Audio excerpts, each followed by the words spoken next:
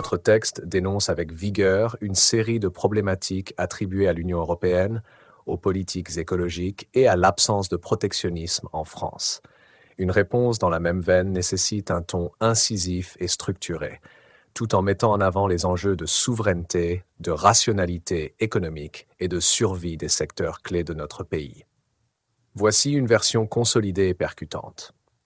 L'Union européenne, machine de destruction économique et industrielle. L'Union européenne, sous prétexte de garantir la concurrence, s'acharne méthodiquement à démanteler nos industries et notre agriculture, piliers historiques de notre souveraineté. L'exemple le plus récent, la liquidation programmée de Fret SNCF, pilier stratégique du transport ferroviaire, sacrifié sur l'autel des dogmes bruxellois. Sous pression de la Commission européenne, la France a été contrainte de démanteler un acteur essentiel de son économie pour ouvrir ses activités les plus rentables à des concurrents étrangers. Résultat, une fragilisation drastique de notre capacité de transport de marchandises, avec des pertes d'emplois et une dépendance accrue à des opérateurs externes. Un sabotage industriel déguisé. Ce cas n'est qu'un chapitre de la longue saga de la déconstruction orchestrée par l'UE. Que ce soit dans l'énergie, où les politiques européennes ont fait exploser les prix de l'électricité, ou dans l'automobile, où la guerre contre le moteur thermique pousse des fleurons comme Michelin à réduire drastiquement leurs effectifs, l'Europe agit systématiquement contre les intérêts de ses propres citoyens. Pendant que l'Allemagne démantèle son parc nucléaire au profit d'énergies intermittentes coûteuses, elle impose à toute l'Europe une dépendance énergétique suicidaire.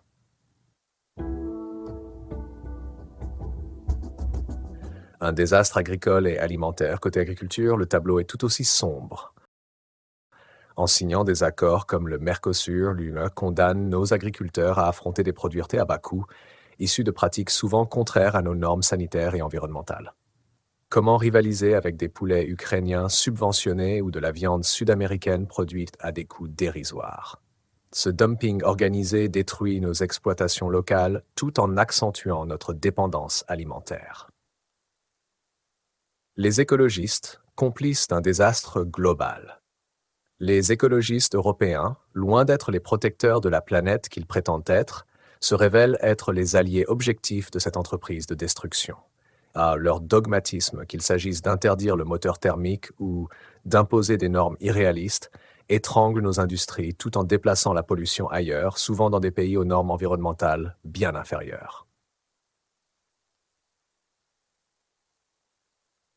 Une vision européenne suicidaire.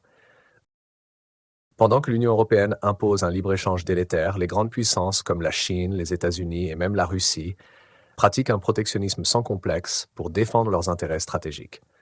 Résultat, la France, autrefois une puissance industrielle et agricole majeure, devient un simple marché de consommation pour des produits étrangers.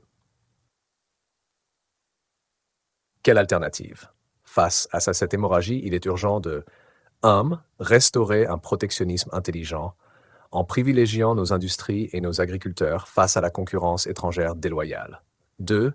Réformer ou quitter l'UE si celle-ci persiste à saboter nos intérêts nationaux au nom d'une idéologie ultralibérale et anti-souveraine. 3. Redonner priorité à nos infrastructures stratégiques, notamment dans l'énergie et les transports, pour garantir notre indépendance. 4. Mettre fin au chantage écologique en défendant une transition énergétique réaliste, respectueuse de nos emplois et de notre savoir-faire. Le temps est venu de refuser la fatalité et de réclamer une Europe des nations, au service de ses peuples et non d'élites détachées des réalités. Autrement, c'est la disparition de notre tissu économique, social et culturel qui nous attend dans l'indifférence complice de nos gouvernants actuels. Cela synthétise et renforce votre propos tout en structurant le message pour une portée maximale.